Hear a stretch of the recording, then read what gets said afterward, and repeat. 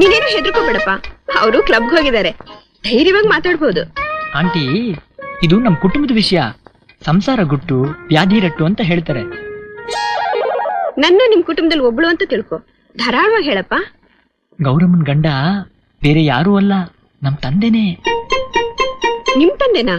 ಹೌದು ಆಂಟಿ, ಆಕೆ ಕೆಲೆ ಬಾಯ್ ಬಿಡಿಸ್ತೆ. ನಮ್ ತಂದೆ ಮರ್ಯಾದೆಗೆ ಹೆದರಿ ಈ ವಿಷಯನ ರಹಸ್ಯವಾಗಿಟ್ಟಿರ್ಬೇಕು ಅಂತ ಪ್ರಮಾಣ ಮಾಡಿಸ್ಕೊಂಡ್ರಂತೆ. ನೋ ನೋ ನೋ ನೋ, ನಾನೇ ಕಟ್ಕತೆನೆಲ್ಲ ನಂಬೋದಿಲ್ಲ.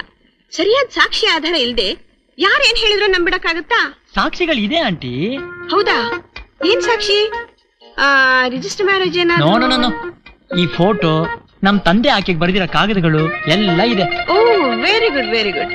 ಇದಕ್ಕಿಂತ ಸಾಕ್ಷಿ ಬೇಕಾ? ಓಹೋ, ಇಷ್ಟೆಲ್ಲಾ ಸಾಕ್ಷಿಗಳು ಸಿಕ್ಬಿಟ್ರೆ ಬೇಕಾದಷ್ಟು ಆಗೋಯ್ತು.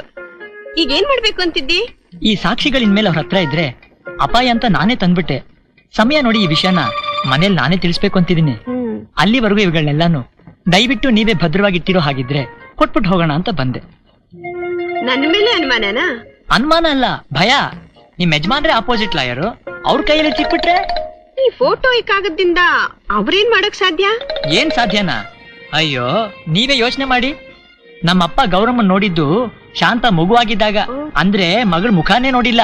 ಅಕಸ್ಮಾತ್ ನಿಮ್ ಕಿಲಾಡಿ ಯಜಮಾನ್ರು ಈ ಫೋಟೋನು ಕಾಗದನು ಕದ್ದು ಅವ್ರ ಕ್ಲೇಮ್ ಸುಧಾ ಕೊಟ್ಬಿಟ್ರೆ? ಅದರಿಂದ ಅವಳಿಗೇನು ಉಪಯೋಗ?